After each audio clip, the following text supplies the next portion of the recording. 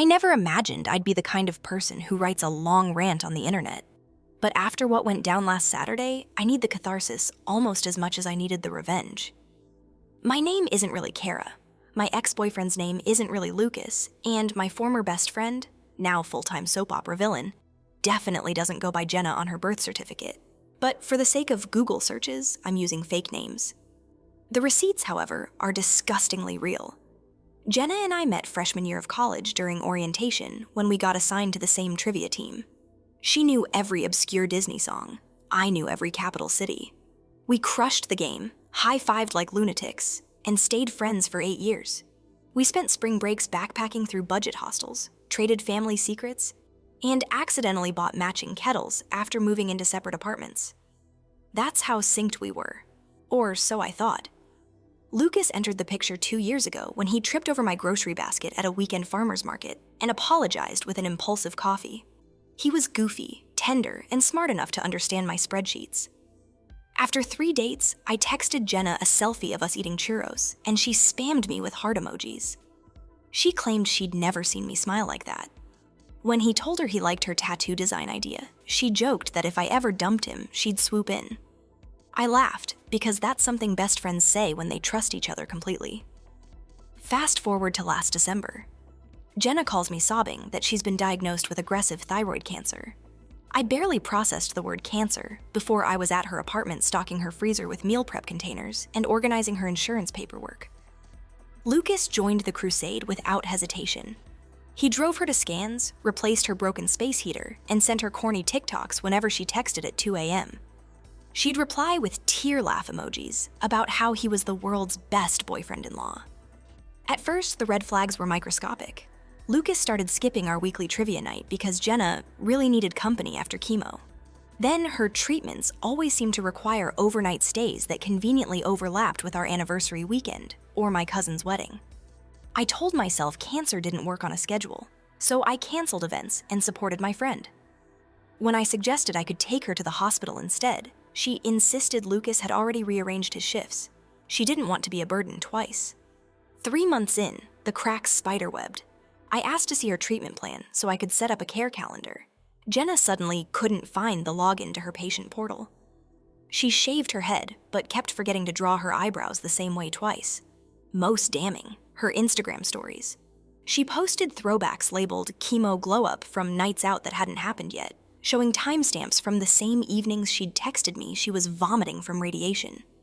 Lucas told me I was paranoid, that tracking social media accuracy during a health crisis was textbook selfish. The revelation punched me on a random Tuesday after work.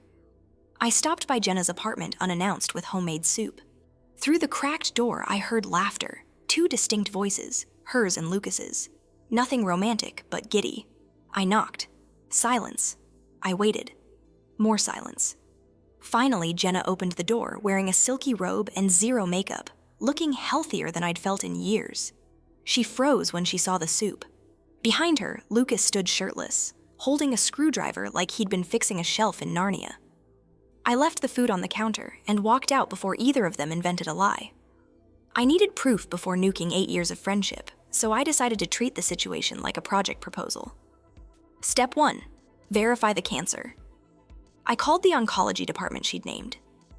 HIPAA blocked specific info, but the receptionist confirmed no patient by that name had ever been registered. My nerves buzzed like a live wire. Step 2, confirm the affair. I borrowed my coworker's nanny cam, a tiny lens disguised as a phone charger. Jenna's 30th birthday was in 6 weeks, and she'd already demanded an 80s-90s costume party. Perfect. What really twisted the knife was the GoFundMe campaign Jenna launched 3 weeks after telling us about the cancer. She framed it as a last-ditch fund for an experimental treatment her insurance wouldn't cover and set the goal at $10 grand. I shared the link because I believed her. My parents, who live on a fixed income, pitched in $100. Lucas's coworkers raised another $500 by selling homemade cupcakes. Strangers commented hugs and hit the donate button. The number climbed past 6,000 in days. Jenna screenshot every milestone with captions like, "Angels walk among us." Around that same time, Jenna's social feeds became a hall of mirrors. One day she posted a selfie with a hospital wristband. The next, she uploaded gym mirror pics bragging about chemo gains.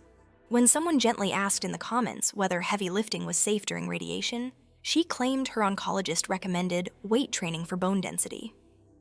People lapped it up. I dismissed the contradictions because love wants to believe. My tipping point wasn't jealousy, it was arithmetic. Jenna claimed each chemo cycle lasted 6 hours, twice a week, plus recovery days. Lucas works 45 hours weekly and still supposedly sat bedside for every session. That left roughly negative hours for him to sleep, eat, and occasionally see me. I confronted him gently one night, and he got defensive so fast it felt rehearsed. He accused me of resenting his compassion. I let the topic die, but a new voice in my head started bookmarking every implausible detail. Setting up the nanny cam wasn't as cinematic as it sounds. I knew the layout of Jenna's apartment, so during a girls' night, I innocently asked to charge my phone in her bedroom, swapped her bulky white cube for the spy charger, and went back to the living room with popcorn. She never noticed.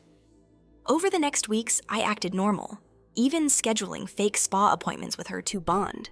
Meanwhile, my actual free time went to cataloging footage into labeled clips, couch makeout 1, bedroom gloat 3, and so on. Each file name strengthened my resolve. We rehearsed the birthday reveal like a heist movie. Mark, my IT coworker, tested the projector failsafe. If anyone unplugged the HDMI, the laptop would switch to a backup battery and hotspot, streaming the video again with the volume maxed. Elise practice mocked me with lines like, "How dare you?" so I could respond without trembling. Priya coached us on crowd psychology. Outrage likes direction. So after the reveal, I needed to point people toward practical actions like reclaiming donations, not just leave them swirling in moral disgust. Side note here, I'm big on making sure revenge doesn't boomerang legally. Before the party, I consulted a lawyer friend, slid him the clips, and asked whether public release constituted defamation or illegal surveillance. Because the nanny cam was in my own charger and placed in a common area where Jenna had no reasonable expectation of privacy, he said I was clear. He also pointed out that fraud involving charitable donations not only invalidates any privacy complaint, but strengthens the case for exposure. His green light turned my anger into blueprint. The birthday night arrived. Jenna wore a glittery 1980s Madonna outfit, fishnet gloves waving at 60 guests jammed into her apartment, including some coworkers I barely knew. Lucas, channeling a grunge 1990s vibe, hovered beside her like a devoted golden retriever. I wore 1970s bell-bottoms and a calm smile. Mark set up the projector under the guise of streaming decade-themed music videos. Everyone sipped cocktails out of neon cups. Jenna soaked up compliments about her bravery battling cancer. She asked me to snap group photos, blissfully unaware my phone already held the smoking gun. At 9 p.m., Jenna tapped a spoon on her glass for speech time. She thanked everyone for supporting her through the toughest journey I'll ever face, singled Lucas out for saving my life, and thanked me for being selfless enough to share him. People awed. I raised my cup in silent toast, heart hammering. Right on cue, Mark dimmed the lights and announced a surprise tribute slideshow. The screen lit with baby photos of Jenna eating birthday cake. Guests cheered. College dorm pics, drunken spring break snaps. Nostalgia flowed. At slide 20, Jenna pretended to wipe a tear. Then the next slide loaded. Timestamp overlay reading April 14th, 10:42 p.m. The video clip played. Jenna and Lucas cuddling on the couch, his hand under her robe, her whispering, "Soon she'll be out of the picture." The room fell deathly silent except for the projector fan.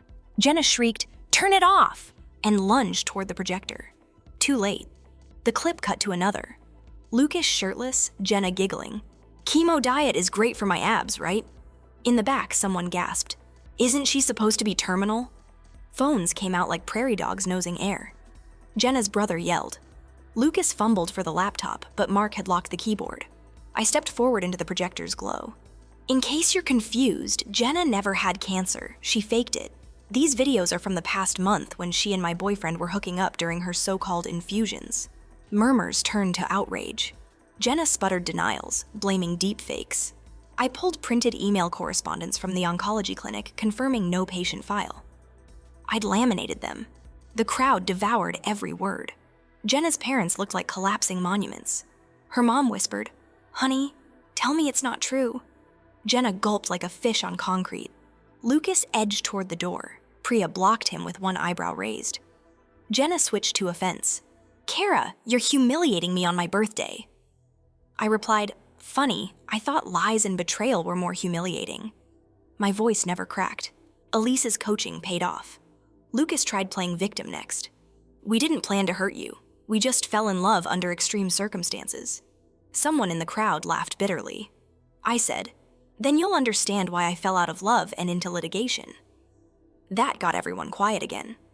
I explained that since Jenna had accepted over $6,000 in donations for fake medical bills, money partly raised through a GoFundMe I'd set up, I'd already filed a police report for fraud. The detective handling the case had the full video playlist and donation logs. Guests peeled away from her side faster than Velcro. Within minutes, only her parents remained, devastated. Lucas attempted a final plea. Kara, can we talk privately? I said. We'll talk in small claims court, assuming Jenna's criminal case doesn't swallow you first. Priya opened the door and gestured grandly. Lucas exited to a chorus of boos. Jenna collapsed onto a bar stool, sobbing, mascara pooling. No one comforted her. The party dissolved. People whispered and hurried out. Mark packed up the projector. Elise hugged me. Priya fist bumped me. It was over, but the adrenaline pulsed like a drum solo. I woke Sunday to group texts pinging like popcorn. Apologies, shock, memes of Kermit sipping tea captioned, but that's none of my business. A clip from the party hit TikTok and racked up 80,000 views before Jenna's DMCA claims got it pulled. Damage control collided with the Streisand effect. New uploads sprouted faster than she could file. Reporters messaged me for interviews. I declined, but I made a burner Twitter thread laying out a timeline and linking refund instructions. Donors rallied. Fallout came quickly. By Monday, Jenna's GoFundMe page displayed a fraud warning. Police subpoenaed her bank records. Several donors, including her company's HR department, filed civil suits. Lucas's employer frowned upon immoral conduct on social media. He was placed on indefinite leave. Jenna's landlord served a notice after discovering lease violations, subletting to Lucas without permission. Mutual friends either sided with me or ducked entirely. My inbox flooded with apologies for doubting my instincts. Therapy wasn't a Hollywood montage of inspirational breakthroughs. The first session I bawled, the second I ranted, and by the fifth, I finally unpacked why I'd ignored inconsistencies for so long. The story of a brave, sick friend had become part of my identity. Admitting it was fake felt like erasing 2 years of my life. My therapist called that sunk cost fallacy dressed in loyalty drag. Harsh, but accurate. Rebuilding my trust radar is ongoing work, but at least now I know the difference between genuine vulnerability and weaponized pity. In case you're curious, I did eventually watch the rest of the nanny cam footage. Not for self-torture, but to sort evidence. One clip showed Jenna bragging on a phone call that she planned to do a miracle remission tour once the donations dried up. She even Googled twist-ending cancer blog while laughing. That audio became the prosecuting attorney's favorite piece. Last week, I learned Lucas moved 2 states away. Word is, he's couch surfing and telling people his psycho ex ruined his life with deepfakes. Some friends sent me screenshots. His story changes by the day. I ignore it. The truth doesn't need my defense now that it's amplified by a docket number. As for me, the healing felt less like a sunrise and more like cleaning a toxic spill. Slow, methodical, but satisfying in its thoroughness. I sold the couch Lucas and I picked together, adopted a cat named Karma, and started therapy to avoid trusting pathological liars in the future. The detective updated me 2 weeks ago. Jenna took a plea deal, 18 months probation, restitution, and mandatory counseling. She tried blaming a mental health crisis, but the judge wasn't sympathetic after watching her own birthday slideshow. Some people ask if I miss Jenna or Lucas. I miss the versions I thought they were. But the real people? No. They're as relevant as expired coupons. I also get asked if revenge felt as good as expected. I won't pretend it cured all pain, but I did sleep like a baby the night after the party. For once, my dreams matched reality. Justice served cold in high definition. So that's how my best friend's fake cancer story ended with a birthday massacre and a pending restitution order. I used to envy people with simple lives. Now I value evidence. If you take nothing else from my saga, take this. Lies crave darkness. Truth loves a crowd. If you have to choose between keeping the peace and keeping receipts, keep receipts every time. And yes, Karma the cat sleeps on the counterfeit cashmere blanket Jenna gifted me last year. I considered trashing it, but irony makes a comfortable bed for a rescue animal. Even small victories count when you need reminders of who won.